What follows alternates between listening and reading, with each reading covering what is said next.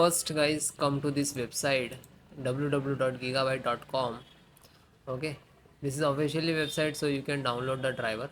You can see here the search button and then enter your motherboard name, B760 Gaming X Generations 5, then hit enter.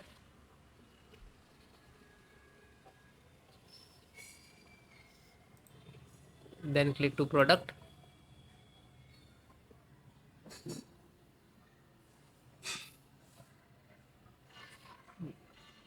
Click here on title of motherboard name.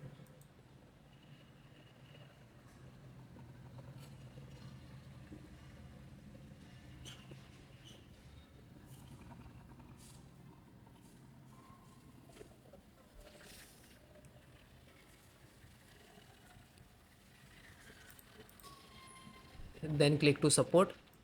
This is your motherboard, you can see here. Click to support. Then guys, select your operating system, Windows 10, 11, 12, which one.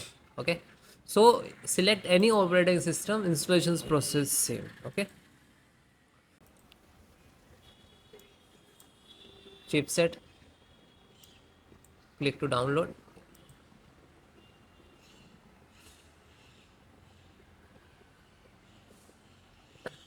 Open, just double click and then yes.